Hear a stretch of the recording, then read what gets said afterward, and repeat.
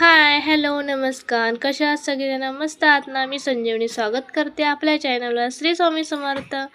चला तर आज बनवूया राधाची फेमस दूध आमटी. त्यासाठी इथे मी कढईमध्ये थोडं तेल घालून घेतलं आहे. त्यानंतर उभे चिरलेले कांदे छान असे फ्राय करून घेतले. त्यानंतर घातलेलं आलं, लसूण आणि त्याच्यानंतर सर्व प्रकारचे खडे मसाले. तर खडे मसाले 1 मिनिटभर छान असे परत परतून घेतले. त्याच्यानंतर आता सर्व मसाला काढून घेतला आणि त्याच कढईमध्ये परत घातलं आहे सुकं खोबरं. सुकं खोबरं छान असं लाल होईपर्यंत खरपूस भाजून घेतलं. खोबरं आणि कांदा मिक्सरमधून छान बारीक पेस्ट करून घेतली. त्याच्यानंतर एका पातेल्यामध्ये तेल घालून घेतलं. त्यानंतर घातलं जिरं. कढीपत्ता नसल्यामुळे घातला नाही. त्याच्यानंतर कांदा घालून छान असा मऊ होईपर्यंत कांदा शिजून घेतला. कांदा थोडा मऊ झाला त्याच्यानंतर त्यामध्ये घातला आहे मी बटाटा पण छान असा थोडा मऊ होईपर्यंत तेलामध्ये परतून घेतला.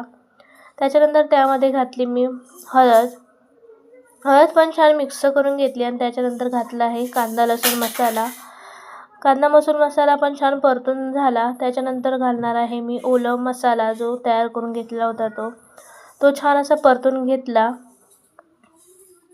मसाला परतून झाल्यावर त्यामध्ये आता थोडंसं तेल घालून पुन्हा एकदा छान असं 1 मिनिटभर तेल सुटेपर्यंत भाजून घेणार आहे. इथे दूध आमटीमध्ये मीठ घालत नाही. दूध आमटीमध्ये दूध फुटू शकतं त्यामुळे मीठ तिथे घालत नाही. जेवताना मीठ घ्यायचं आहे.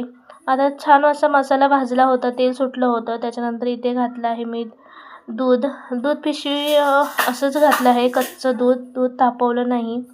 त्याच्यात दूध पाहिजे तेवढं घट्ट पातळ करून मी घेतली आणि छान अशी इथं उकळून घेणार आहे. छान बटाटा मऊ होईपर्यंत शिजवणार आहे. आता छान अशी आमटी शिजली होती. छान कट पण आला होता. त्याच्यानंतर आता वरून घालणार आहे कोथिंबीर. तर व्हिडिओ आवडला असेल तर व्हिडिओला लाईक करा, चॅनल सबस्क्राईब करा. भेटूया पुढच्या व्हिडिओमध्ये. तोपर्यंत बाय बाय.